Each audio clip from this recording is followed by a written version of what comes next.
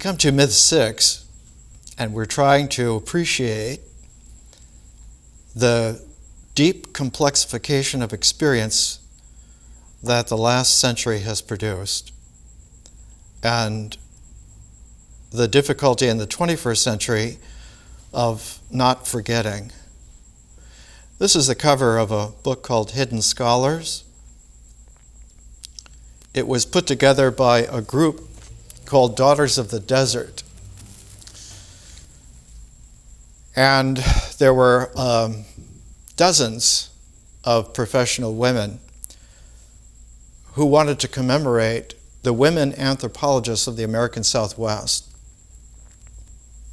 It was one of the most formative episodes in world history. The key person to this was a German man who got a degree in physics in Berlin, and then his major professor got an interest in geography and got an expedition to go to northern Greenland and the Baffin Island area of Arctic Canada. And so Franz Boas went along. And when he was there, it suddenly struck him that there was a peculiar clarity of character to the Eskimos.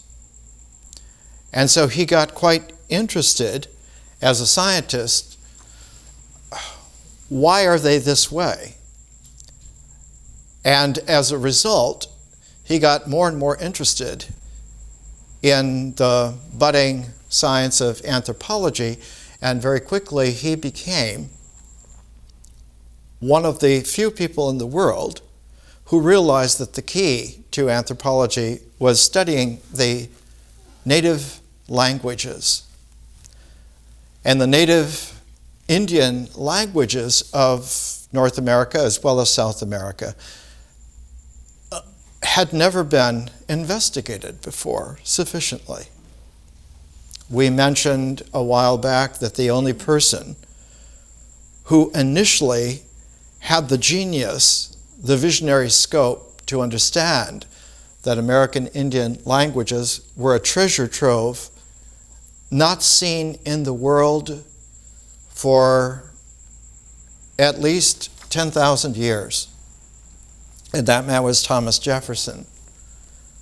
And as we mentioned in a previous lecture, he had initial grammars and vocabularies of American Indian languages drawn up. Part of the Lewis and Clark expedition was to reconnoiter and to make notations of where the language groups were. And for instance, the Mandans of North Dakota were a great surprise to them because there were blue-eyed American Indians, obviously from Viking genes and heritages, some 600 years before, still there in the genotype. The Mandans no longer exist, and if it hadn't been for Lewis and Clark and a couple of others like Carl Bodmer who came over from Germany to do illustrations, and George Catlin, we would have had no idea of one of the greatest of the North American tribes. Unbelievable tribe. Boas, in trying to fill in and organize anthropology in New York City, became the curator of the American Museum of Natural History. And also, because it was close to Columbia University, he decided that he would try to work up some courses which could be given in anthropology at Columbia. But his first course was given in his apartment on 82nd Street. And there was a table with a fringe-shaded lamp, and he had 3 students. And that's how American anthropology began in 1896. And one of those 3 students became the greatest American anthropologist, Alfred Kroeber, who for 45 years founded the great anthropology department at UC Berkeley. And one of the things that's interesting, this is Alfred Kroeber when he first began sitting in with Franz Boas. He was already had a degree in English and American literature and was going to be teaching English and American literature. He was a very nice boy. After 20 years in the field, this is what Alfred Kroeber looked like. He got matured to an uncanny depth of person by the American Indians, because Kroeber was one of the first to understand that in order to speak a language with someone, you have to be able to feel in that language, not just think in it. You have to feel. And when you feel in a language, what you feel primordially is not the individuality of someone, but you scent the character. You sense the character. And so wisdom of the heart is called sentience. It is the sense of the character in the experience of talking with them, of being with them. And that when the language of sentience carries the feelings engender images. And those images do not first occur in the mind. The images occur because someone starts to scratch little lines and make little implements. And the first images are quite interesting. One of the most primordial images in the civilized world occurred very naturally to the Apache and Navajo. And this is in a book by Pliny Goddard, Pliny Earl Goddard, late curator of ethnology in New York City, Indians of the American Southwest. He was the lover of Gladys Reichard, who we're taking with her Navajo sand painting volume. In this, he says, the Apache and Navajo have several games which are played partly for amusement, but largely in the hope of gain. As elsewhere in North America, these games have a semi-religious character. There is a myth which explains their origin in songs and prayers to bring about success in playing. If you play the game with the mythos of the language chanted in exactly the right way, and that the ritual actions that you do, what will come out of it is like a psychic wind that will carry you to success. So the gain is not racking up points, but accumulating a kind of a flow.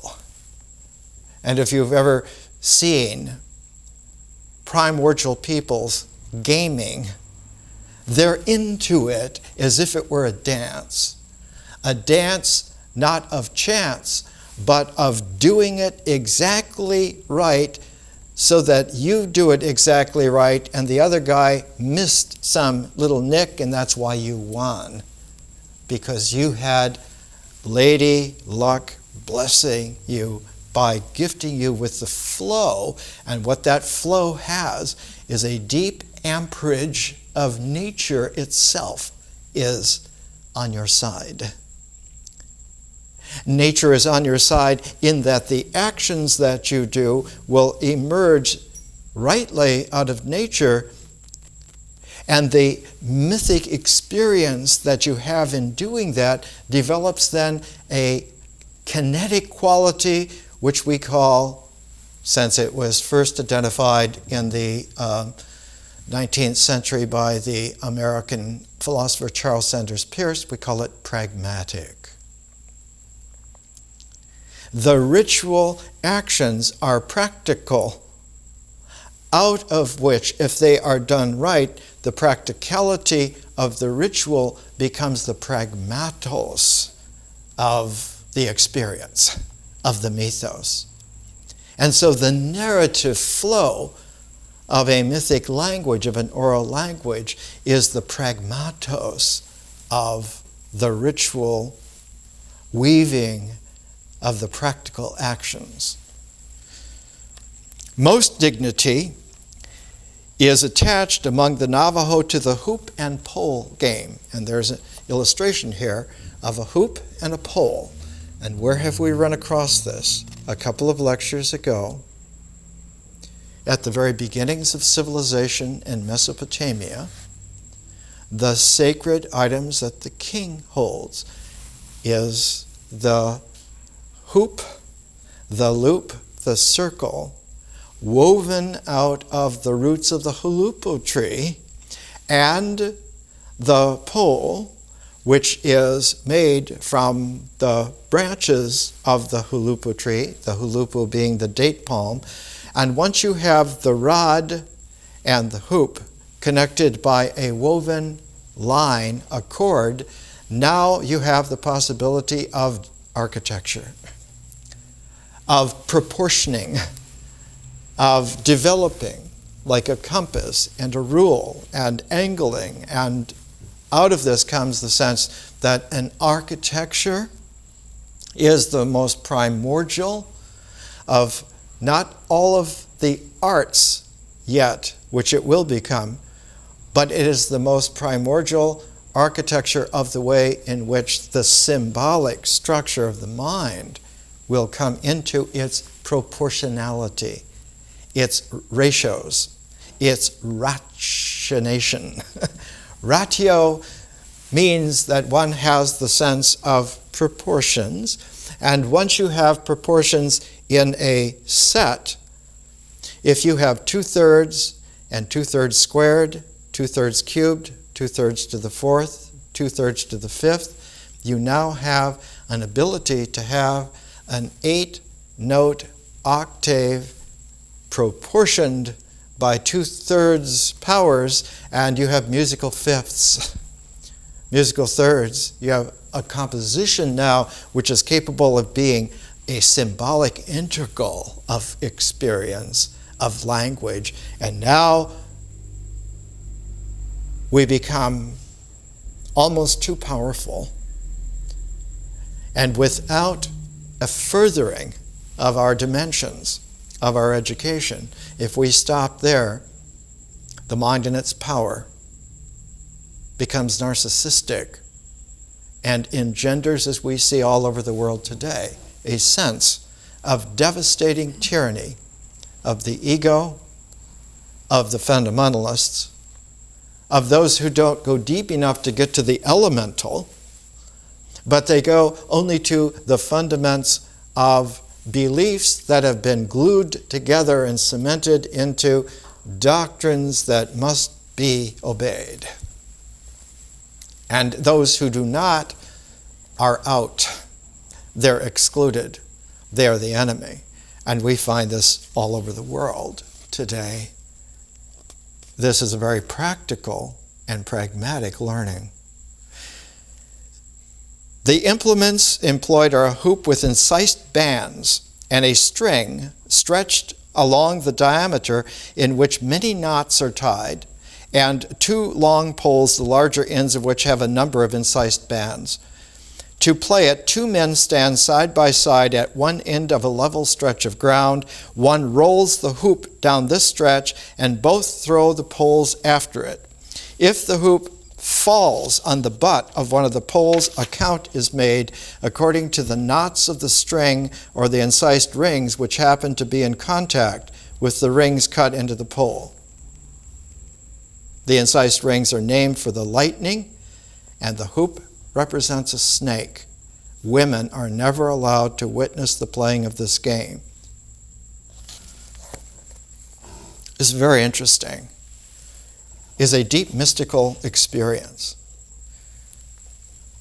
One of my friends in my Hollywood Boulevard days in the late 1970s was a black South American man who grew up in Guatemala but took the Egyptian occult name Hotep, so everyone on the boulevard called him Hotep.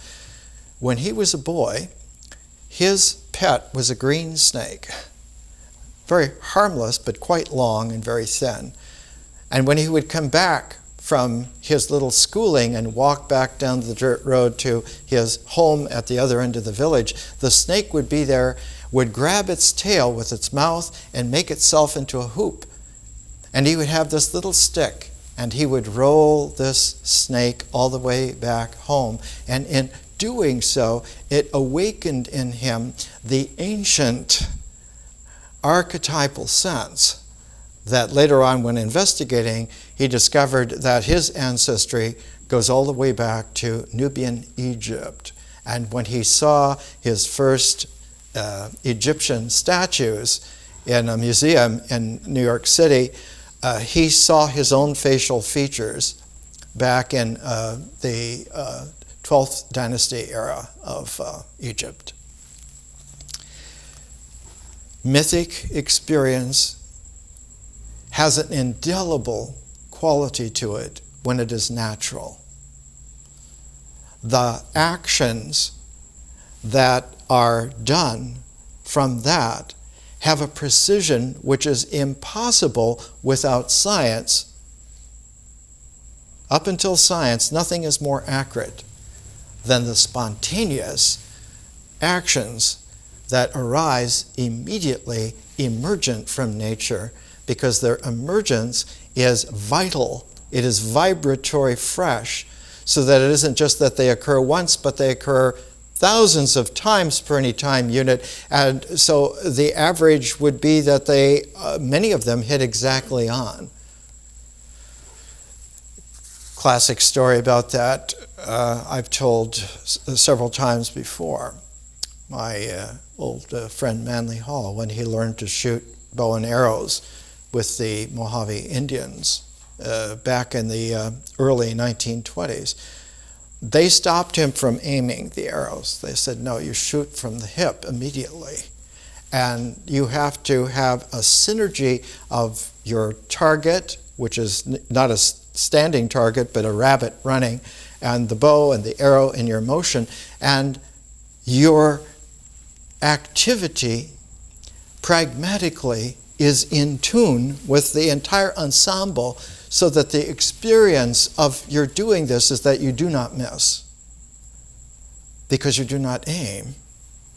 It takes a very great marksman to hit a running rabbit. If you try to do it by aiming, it is very difficult to do. This quality of experience is something that J.R.R. Tolkien came upon in his own way.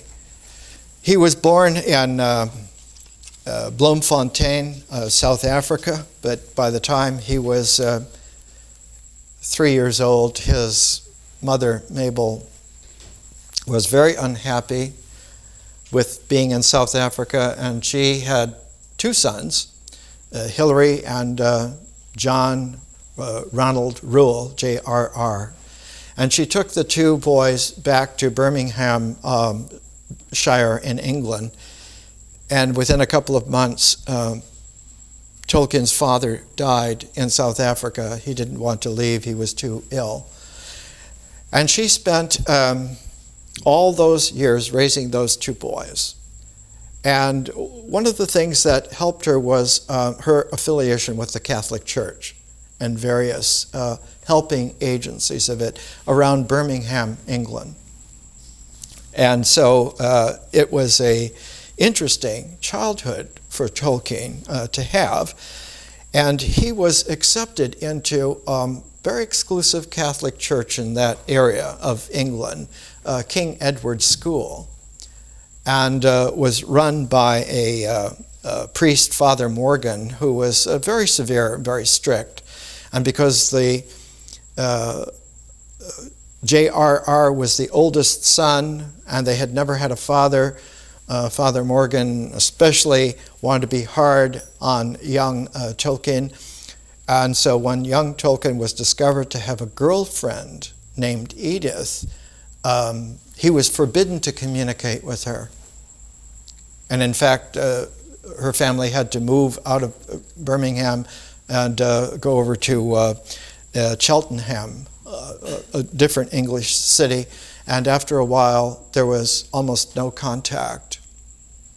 Later, she would become Tolkien's wife for the rest of his life. They were friends and lovers since they were first adolescents. One of the things about Tolkien is that he could not get the recommendation from Father Morgan, and thus not from his King Edward's school, and so he was refused scholarship to Oxford, which is very strange because later on Tolkien became perhaps the most famous professor at Oxford for decades. But he was at first refused scholarship and entrance. Tolkien was very saddened when his mother died, and he and his brother went to live with an Aunt Beatrice. He pressed himself to try to forget Edith, to be a good student, to be a good Catholic, to make his mark somehow. And for him, like for Franz Boas, the key was languages. And it turned out that Tolkien was one of the great geniuses of languages in the world.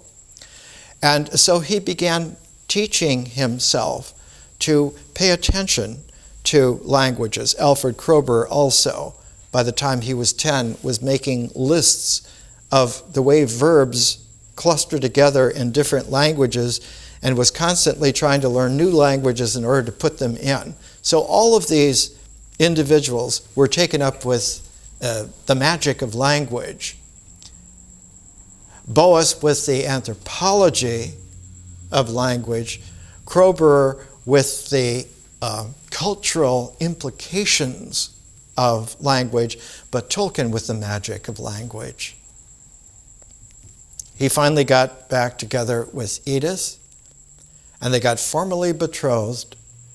And just as he did, and got an appointment to be a reader, the lowest level of professorship at the University of Leeds, the First World War was sucking up all the young men. It was a catastrophic event.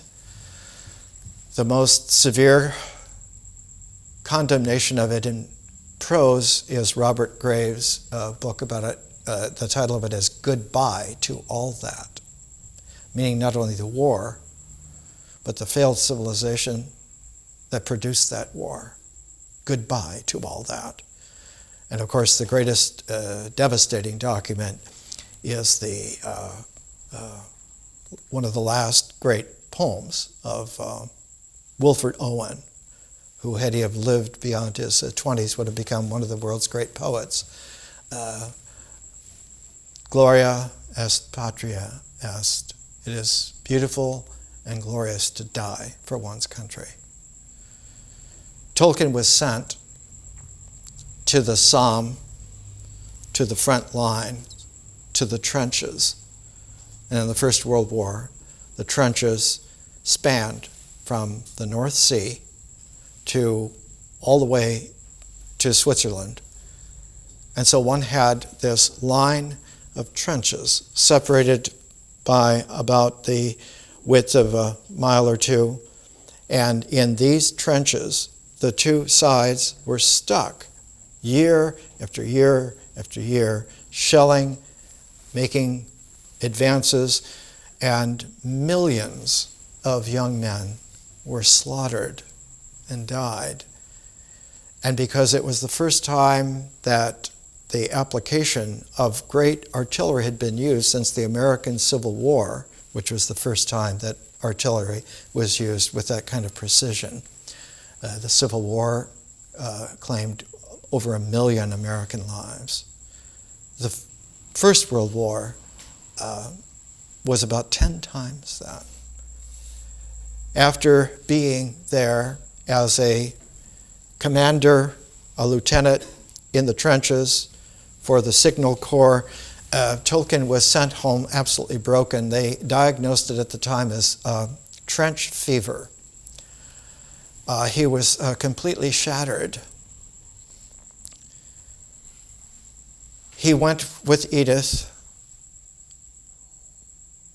back to a cottage near Leeds, near the university, and for month after month as he convalesced, what began emerging out of him was a book that he called the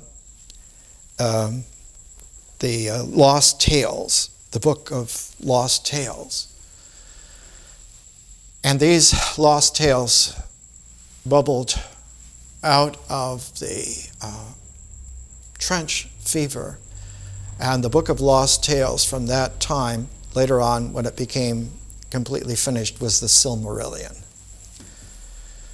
And the Silmarillion, of course, is the foundation upon which is based The Hobbit as the fulcrum, and The Lord of the Rings as the great expanse. It's like The Hobbit is this hoop, and The Lord of the Rings, this immense, enormous measuring rod of the challenge of evil.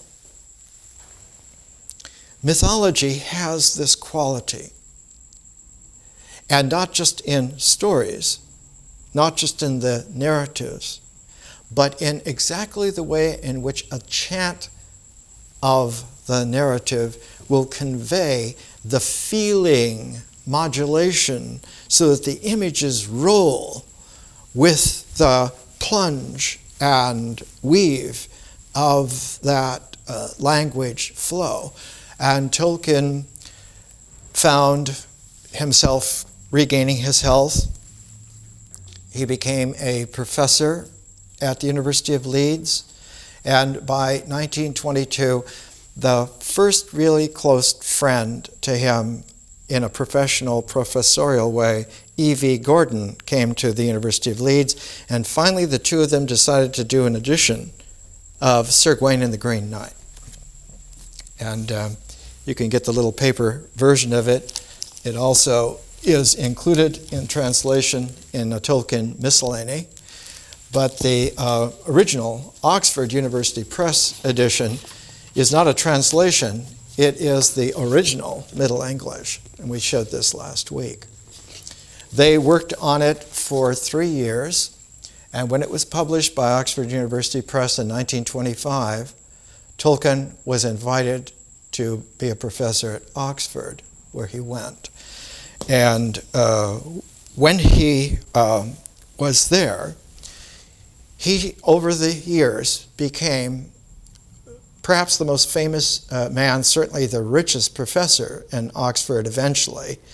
By 1945, he was made Merton Professor of English Language at Oxford, which is one of the high water marks in the world. And it was about this time that he was finishing The Lord of the Rings and released it. But released it in such a quiet way that when it was first released, because of the success of The Hobbit in 1937 as a children's book, everyone thought The Lord of the Rings was another children's book by Tolkien. Nice, harmless Oxford professor writing books for kids. Isn't it nice? Isn't it just charming? And so they were received as if they were like Harry Potter books. I remember the first time of seeing Lord of the Rings when it was still new and original in the hardcovers in the United States from Houghton Mifflin, but in England from Faber. They were printed as if they were children's books. And they had the sense that this was further, larger hobbit until one got into the experience, not of just reading quietly, but of reading out loud. You could hear the difference in the tone. I will try to find a way to play for you.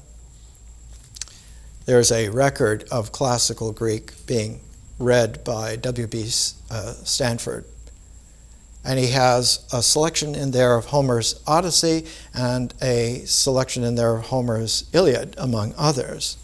The book is The Sound of Greek, published about, I guess, almost 40 years ago now. When you hear the Iliad, it is incredibly somber and scary.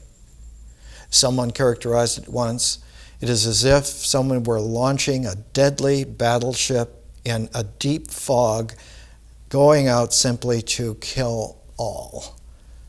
Whereas the Odyssey has a completely different sound, though it is still a Homeric hexameter. It is pronounced in a different way so that it sounds like somebody like on a playground skipping along and hopping and skipping, and it has that kind of lilt to it, so that the mythos of the Odyssey is of a great, enormous, complicated play, whereas the Iliad has the onerous pace of something tragically indelible. When one reads Sir Gawain and the Green Knight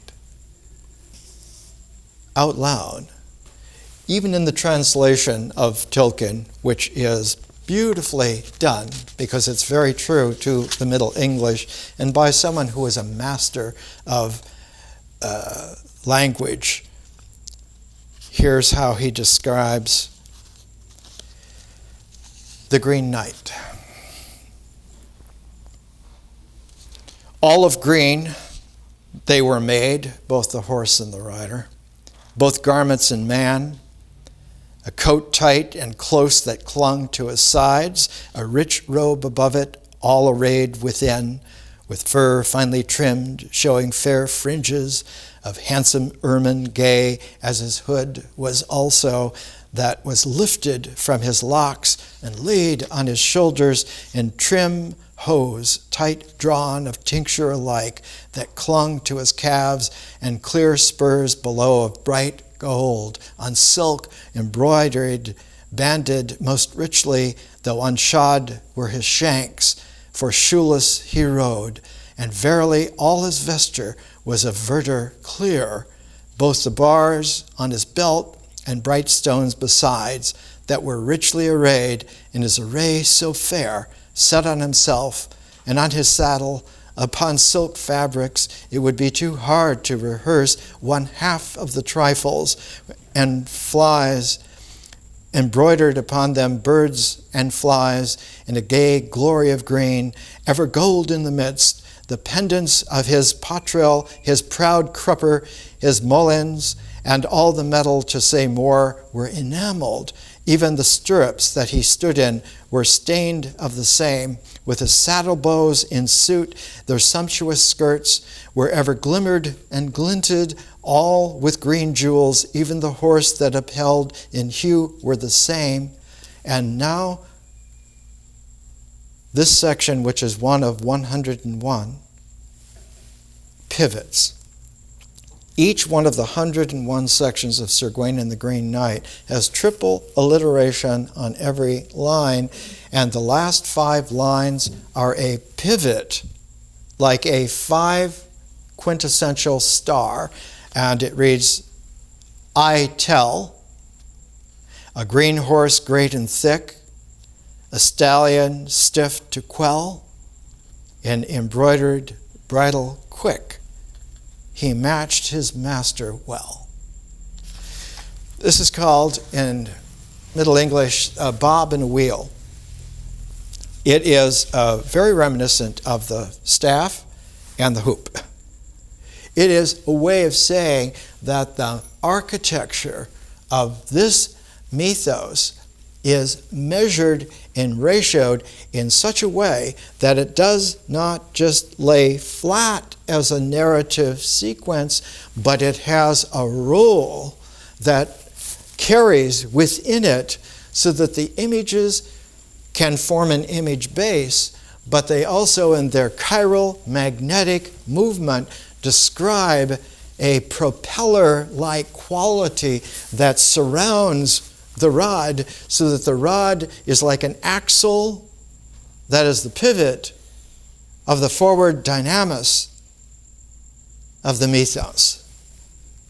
And that when it is read exactly right, its indelibility penetrates through by resonance so that one's very bones receive the energeia. The dynamis has no size other than it is infinite, but the energeia is cinched by the objective forms of the pragmatic action into structure, and that's how objectivity and existence occur in this universe. And once energy is structured in this way, it is a permanent achievement. Only the movement of the illusion that time now has taken one away from this, but has it taken one away from this? The time has blossomed into the space of the cinched structure and remains there.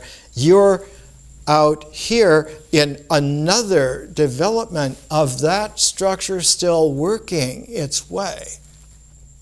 And so the pragmatos, in order for it to be sentient, has to have the ability to realize that this actually did happen and is still having an effect, not a simple causality, but it has a mysterious amperage that carries one, so that now the language, the images, and the feelings, in order to find a balance, make symbolic structures in the mind to balance the ongoing tenacity of the original existence. It's like in modern cosmology. The Big Bang really happened and still continues to happen because the reverberation of the Big Bang is everywhere in the universe at 3 degrees above absolute zero, 3 degrees Kelvin. And it's detectable. And the first time that was mapped, about 15 years ago now, was startling, because it showed that in the universe, it is not a complete pianissimo of distribution. There are energy density waves everywhere in the universe, still, because there were modulations, even at the precise singularity of the Big Bang 14.6 billion years ago. What this means is that the Big Bang did not make something, but it began the iteration of everything, so that the universe is really vibrant, deeper than the bones. But it is our physical structure based on the bones, spaced spatially by the flesh and the blood, receives the ongoing vibration of what is real.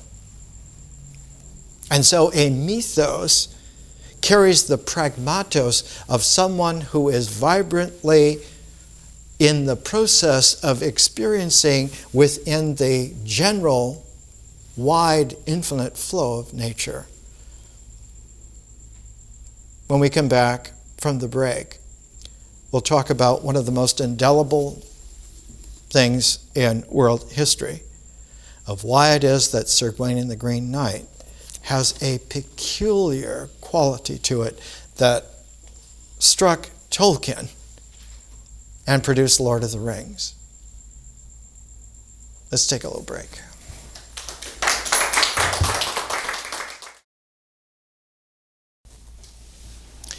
Let's come back and have a few words from Gladys Reichard from the Navajo Medicine Men sand painting. She writes, "In the realm of holy things, holy places must be included because a supernatural event took place at a particular spot. The locale becomes supernatural. The idea that healing herbs, rocks such as crystal and the so-called mirage stone and water from far distant places or places difficult of access have power is so potent that sometimes mere distance or difficulty is of itself a virtue. The legends constantly indicate that names are charms. For if one knows the name of a danger, it is as good as overcome. So it is with place names, and in many of the myths, the chanter takes an examination on localities, in geography, as it were, before he is considered capable of performing the chant. The reason for this is that in the sky, to which place the holy people retired after instructing man about ritual, the same places exist in the same relationship to one another as existed on the earth in mythological times. Their names in the prayers commemorate the drama where they were originally used and thus repeat and renew the power they exerted at that time.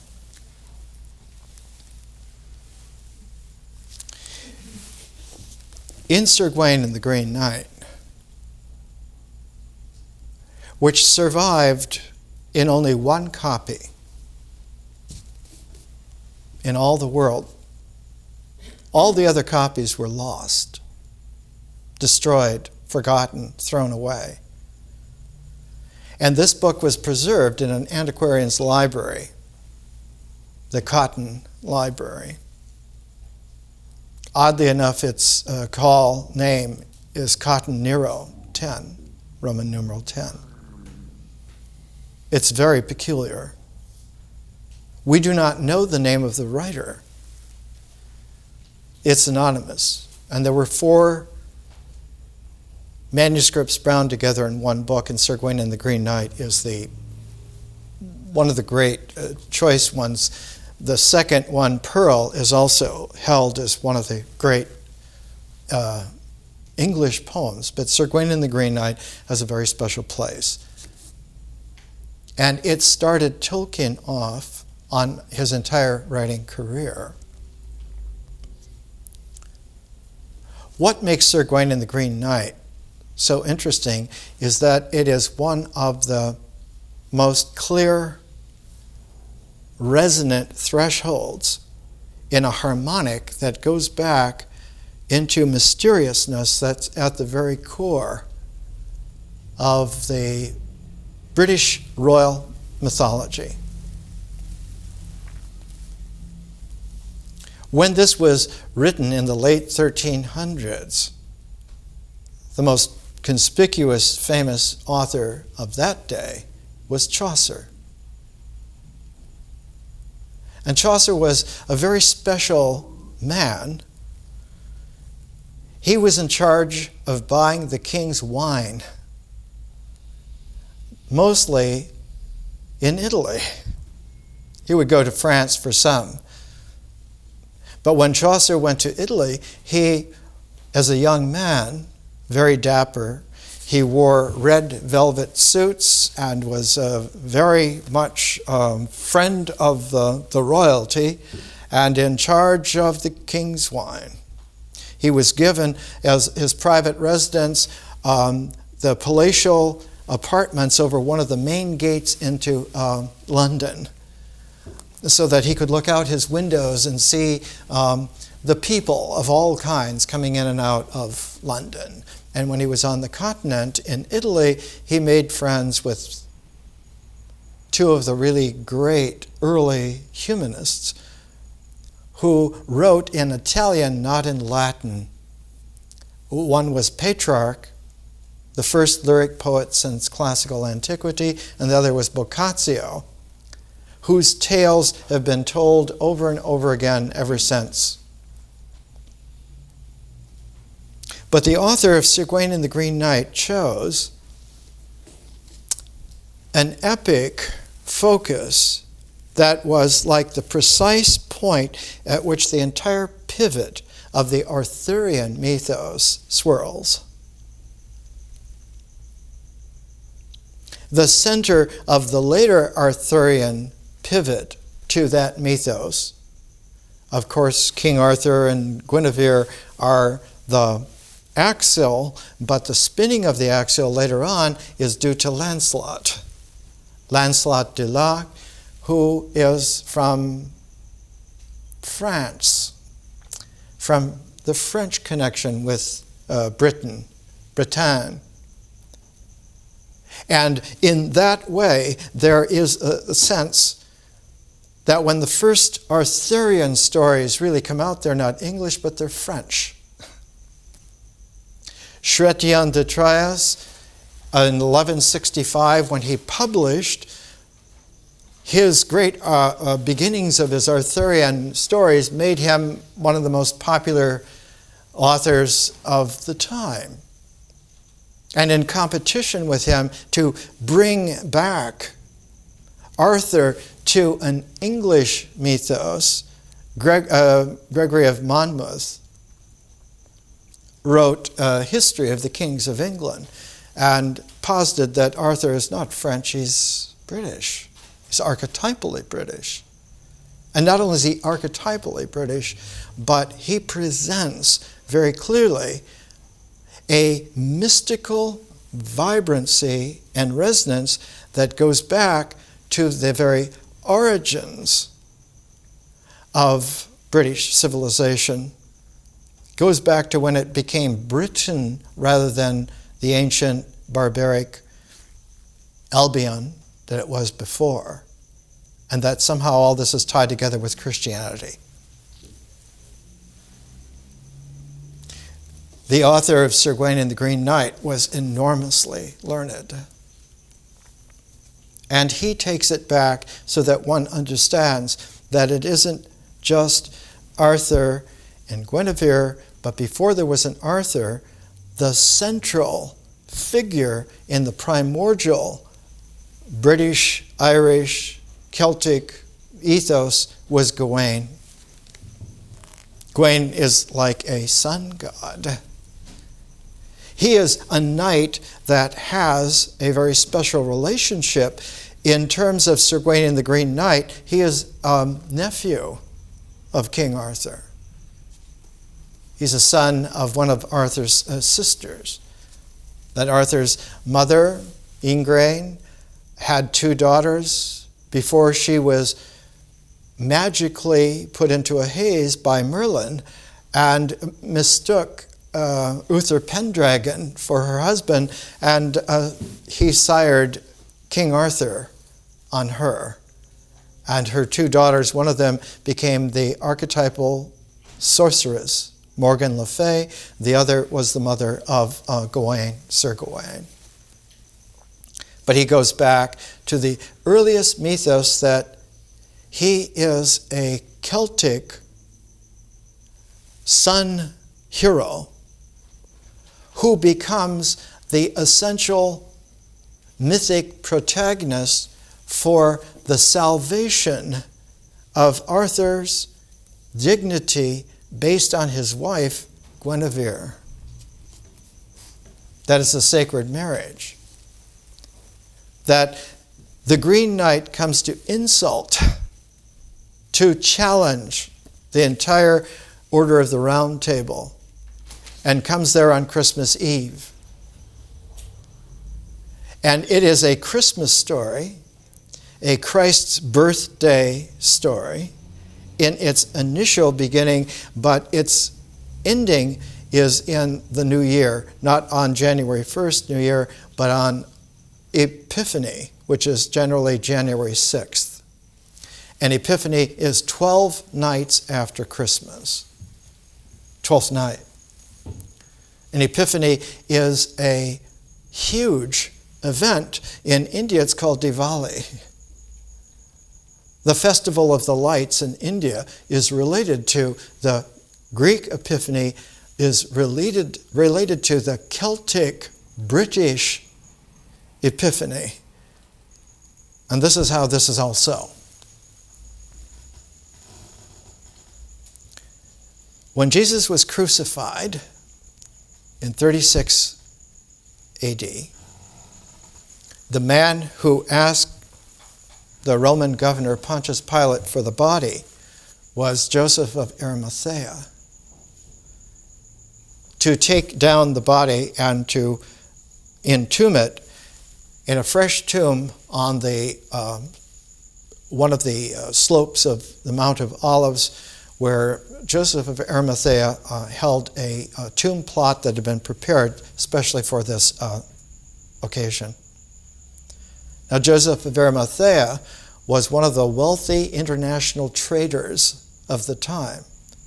Many Jews ran international trading routes, like Philo of Alexandria's family. Philo and his brother Alexander had the Jewish trade routes from Egypt through Arabia to India, especially to South India, where there were Jewish trading communities. That's why St. Thomas was sent to India to go and speak to those Jews in South India. St. Thomas is buried on Thomas Hill in a suburb of Madras. You can go and see it today.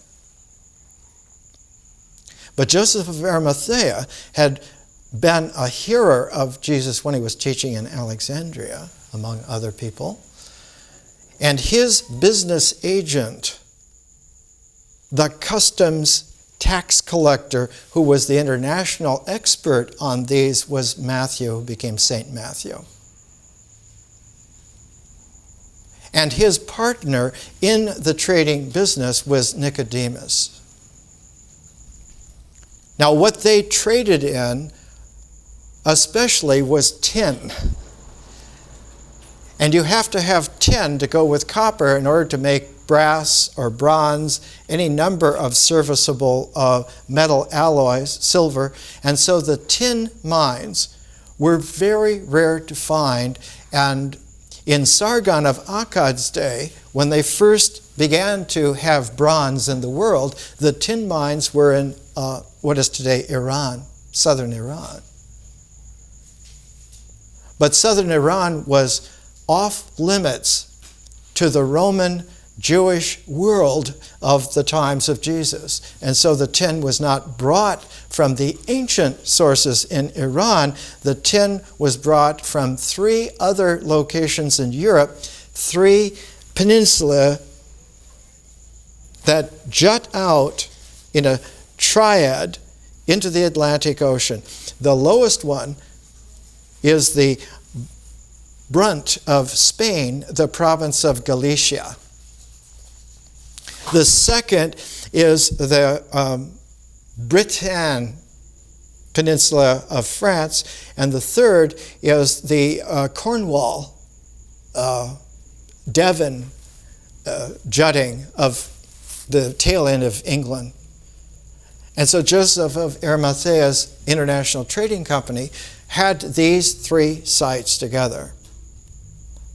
The Gallic coast of France, the Galicia coast of Spain, and the Devon, Somerset coast of England. And so when he came to the rest of the plan that Jesus had laid out was to go and spread the word everywhere in the world. And so just as Thomas went to India, the person who went to England was St. Matthew, along with his wonderful employers, Joseph of Arimathea and Nicodemus. Also present there were Lazarus and his sister Martha.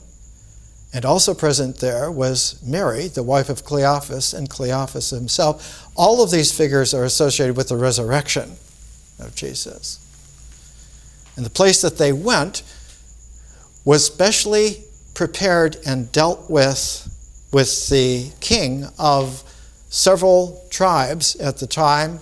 The Cornish area, Devon area tribe was a little bit different from the tribe that is up where today Bristol is. And there was a third tribe that was in the Wiltshire, Devon coast area, and they were called the Belgi, because they were related to the Belgic, Gaulish coast of France, and they had business dealings there.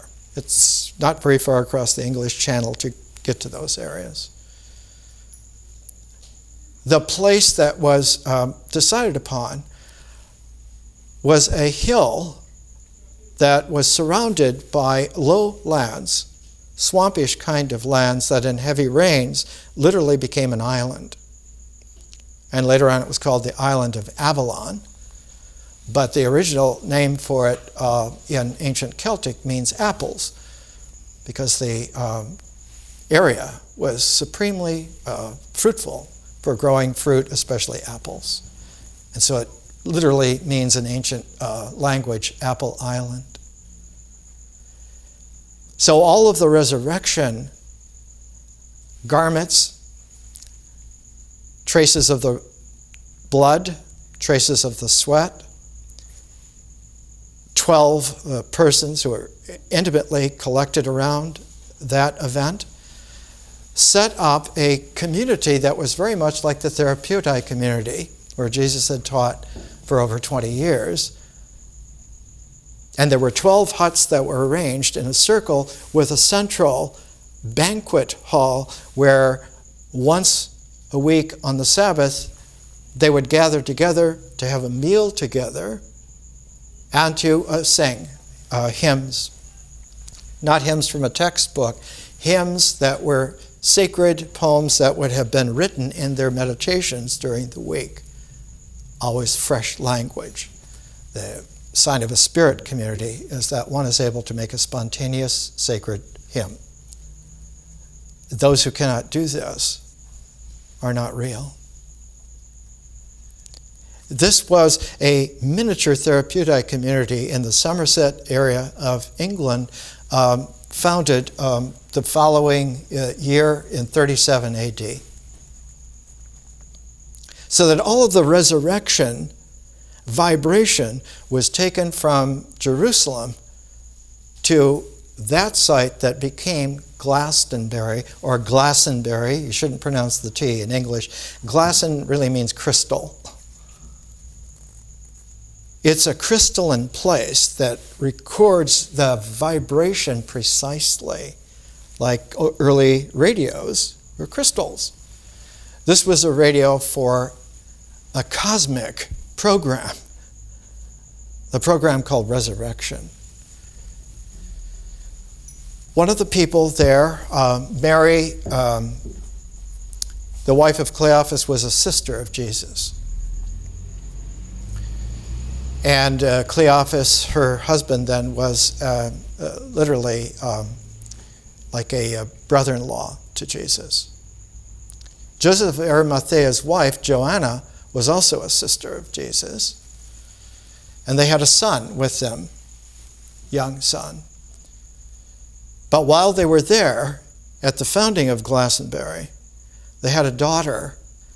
And so her name was shortened to Anna, which is the most ancient feminine name there is. Inanna, N-A-Du-Anna, Anna. And when Anna grew up, she married a British king and had a daughter. And that daughter married a British king, actually King Lear, the original King Lear. And they had a son named Bran. And Bran's Sacred Voyages to the Land of Rebirth is one of the classic early Celtic mythos, and I'll bring it next week in a translation made just about the time that Tolkien was growing up by a man named Alfred Nutt, who was a publisher and an antiquarian and a great friend of Jessie L. Weston's, who from Ritual to Romance we read, and also Kuno Meyer, who was a German like Franz Boas, only where Boas came to the United States and developed for 50 years things, Kuno Meyer went into Celtic studies and became, like Jesse L. Weston, one of the founders of the inspiration, not only of T.S. Eliot and all of his writings, including The Wasteland, but of Joyce and all of his writings. Because Finnegan's Wake, Finn again, is a resurrection Celtic epic masterpiece in a special cascade language that was characteristic of the way in which a sacred language is seamless.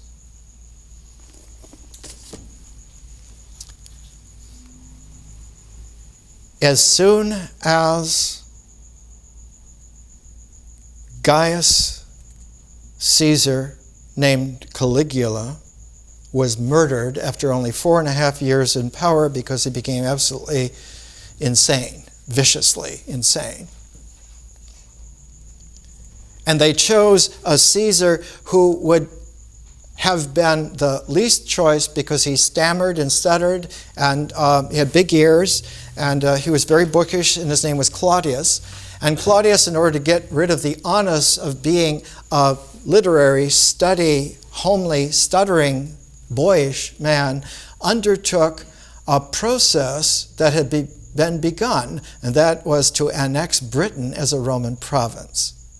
And the reason for this is that Julius Caesar was the first to make a little sachet over to Britain, and he found that it was a fabulous provincial treasure trove, but he had his hands full of Germans at the time, and by the time he finished with that, he had his hands full of Romans.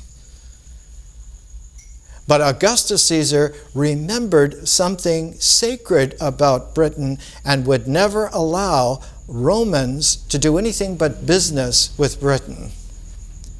And that superstition was passed on to Tiberius, who even in his last mad years, he became as insane as Caligula or Nero. All of the Caesars became weird.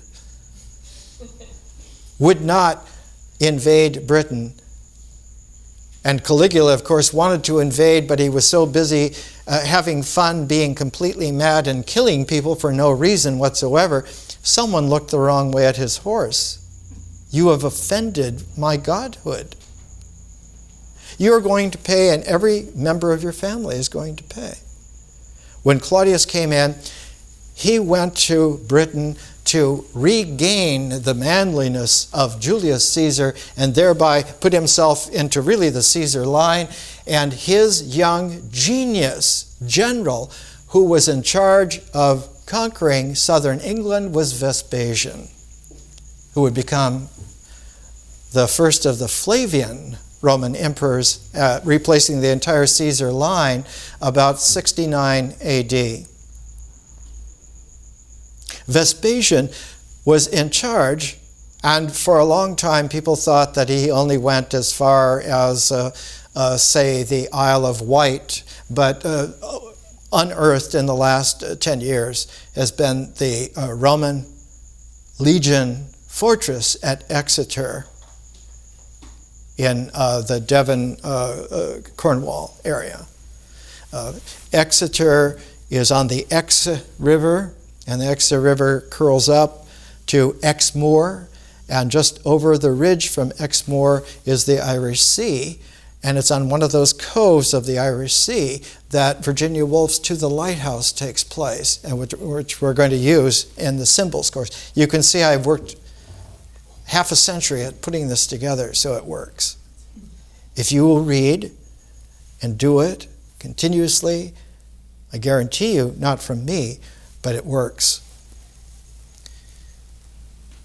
Exeter also has an estuary, small one, that comes in from the lower reaches, farther reaches of the British Channel as it goes out into the Atlantic Ocean. But at Exeter was the second legion called the Augusta. And so it's usually Legio II, Roman numeral II, Augusta.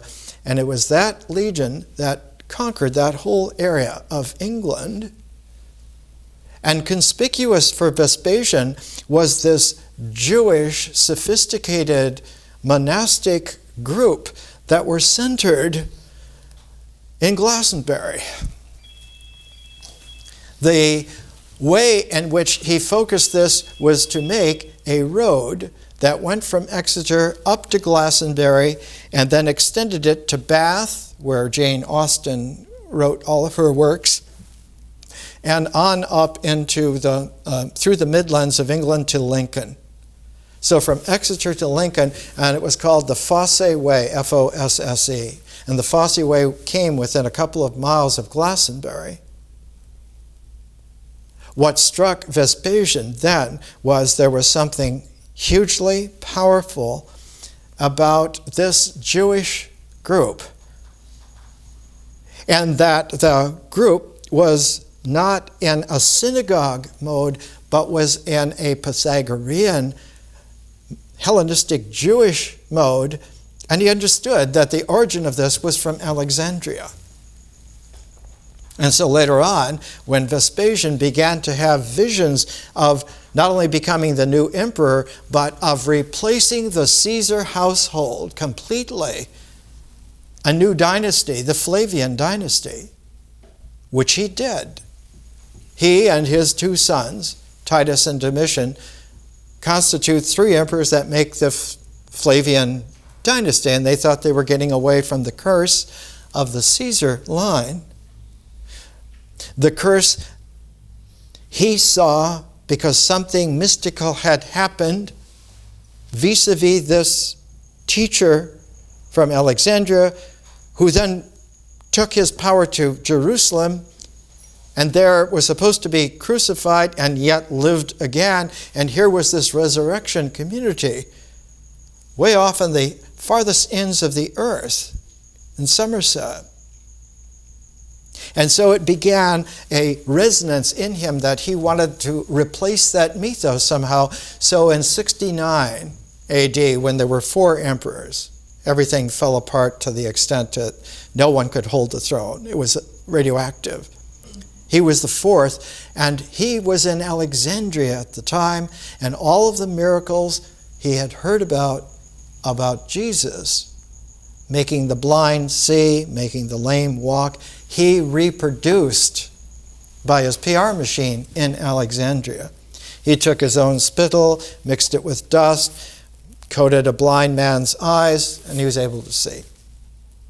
A lame man, lame for life, was cured by Vespasian. He took up his couch and he walked away. So the Jesus miracles were adopted by Vespasian and then to cauterize and sear so that no one would ever again have the energy to carry this through, because he had already taken over Alexandria. It was never a province of the Roman Empire as a senatorial province. It was always the personal property of whoever was emperor. It was an imperial province. What was left was to cover his tracks by destroying Jerusalem. And so his son Titus was the general in charge of destroying Jerusalem the very next year, 70 AD. And the head general of Titus was the nephew of Philo of Alexandria, named Tiberius Caesar Alexander. It's very convoluted. And the power that was there was unmanageable. When Titus finally became emperor, he lasted under 2 years. He couldn't take it. And when his brother Domitian came in, it's a reign that is even worse than that of Nero.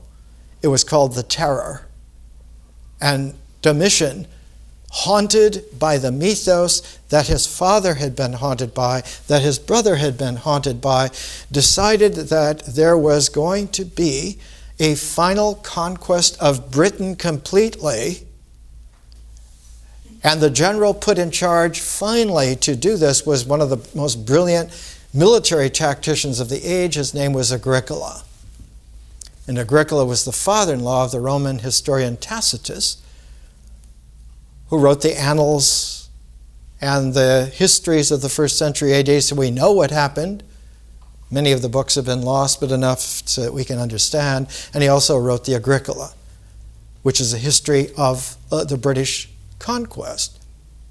But the Domitian conquest was always to push the Roman fortresses so that they would eventually encroach northward and progressively go beyond Hadrian's Wall, behind the Antonine Wall, into Scotland. And time again, when Agricola was the general in command, he was able to always win victories, snatch them out of defeat.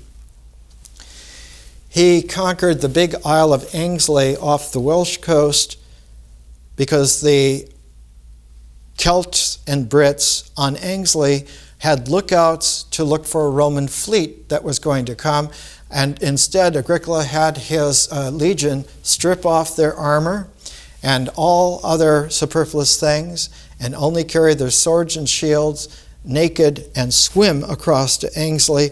And the Brits and Celts were so surprised at this, completely off guard, that the whole island fell in 2 days.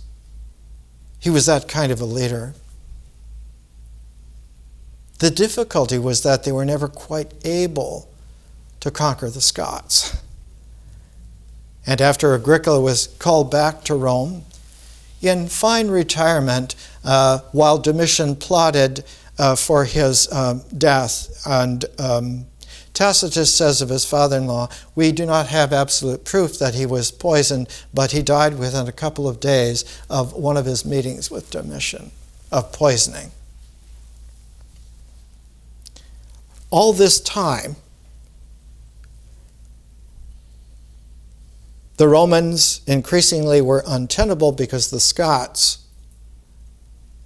remembered that the big revolt in 61 AD was led by a Scottish woman named Boudicca and almost threw the Romans out of Britain completely. And so the Scots recovered almost all the ground that Agricola. They overran the forts, they tore down all the embattlements, and so Scotland, all the way down to southern Scotland, became an area of a rebirth energy against the Romans, against the Roman Empire. And so Sir Gawain and the Green Knight is set where the Round Table is down in the Somerset, Wiltshire area. Camelot is down in that area. But Sir Gawain, in order to fight the Green Knight, has to ride north into southern Scotland, where this takes place. And so 2 resurrection sites in Britain become the vibrating symbols of the whole epic. And what's more is it's set by the descendant who founded Britain, named Brutus, who was a grandson of Aeneas, who was at Troy, not as a Greek, but as a Trojan, and who was the founder of Rome and of the Roman Empire. So that Britain, in a way, goes back and is more ancient, even in an honorable way, than the Romans and the Roman Empire. And with the further development of this esoteric Hellenistic Christian set that constantly was renewed. In 52 AD, Mary Magdalene died, and they don't say died. The classic Greek word for it is komesis. It means going to sleep, because you're going to be resurrected. You don't die, but you go to sleep. Her komesis in Ephesus was in 52 AD, which is why Apollos went from Alexandria to attend the komesis. She was interred in a huge sarcophagus that has Celtic swirls in a kind of a tidal wave motion on it in the Cave of the Seven Sleepers. And St. John was 27 at the time, and also in attendance was St. Philip. It was up to St. Philip to take the news of the komesis of Mary Magdalene to the Glastonbury community. He went as far as Gaul, is that part of France, and Joseph of Arimathea and his son went to meet there. And one of the items that was taken by Philip, St. Philip, to show there the lineage was the Grail, which was a silver cup with the lip turned over. It was a property that was held in the family. Mary of Clopas was Jesus' sister. And that was shown to give the cinch, not to leave the Grail there, but to show that all of the resurrection items were in place, because the Last Supper was not a Last Supper the night before. It was held 6 days before. And it was not a supper like the Last Supper because he's going to be killed, but it was a wedding banquet. Not a wedding with rings for the world, but a hierogamos, as a spiritual wedding between Mary Magdalene and Jesus. And the cup, the Grail, is the celebration of that. The Grail holds about 2 liters of wine, which is just enough for a serving of a table of 12. That's where he was anointed, his hair with the very expensive perfume. Nard is one of the names of it. He was not anointed for death, he was anointed for his wedding, spiritual wedding. So that the mythos in Britain goes back to the very origins, and whenever there were church councils, all the way through the early centuries, the delegates from Britain were always given the seniority. Because the entire Jerusalem community had been obliterated, they were the first church in Christendom.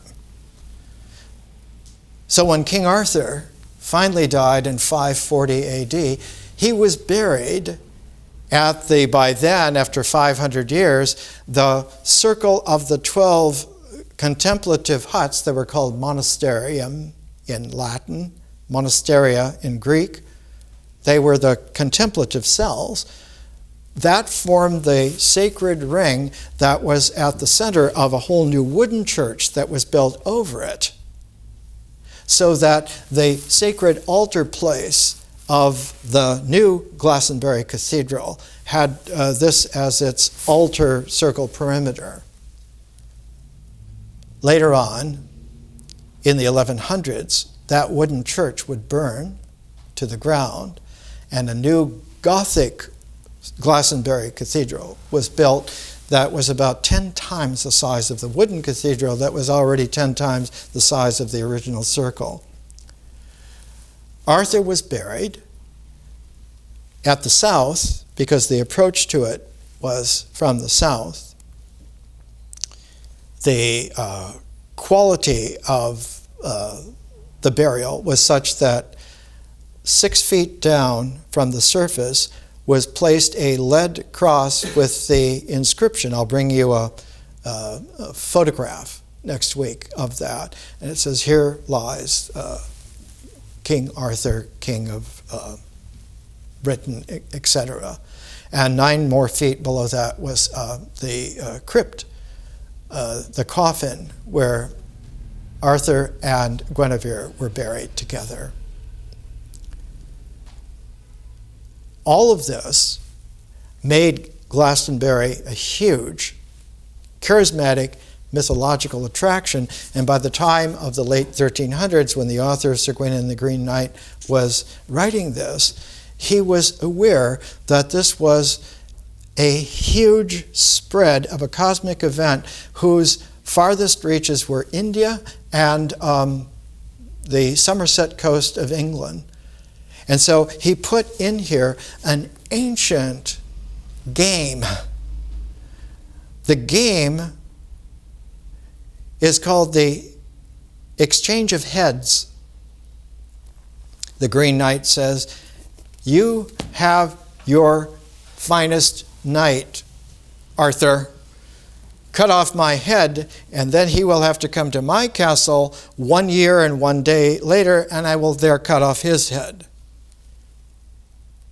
Next week we'll talk about the transposed heads a theme that Thomas Mann used in a little book called The Transposed Heads, a Story, which he got from Heinrich Zimmer, who included it in The King and the Corpse because it's an ancient yogic story from India, which Zimmer knew because his father was one of the great scholars before him. It is a very curious thing. Once one understands the resonances like tree rings of a mythos, one learns to read exactly and correctly, not by symbols, but by the sentience of the tones of the threshold resonant flow. One can feel what is true. More next week.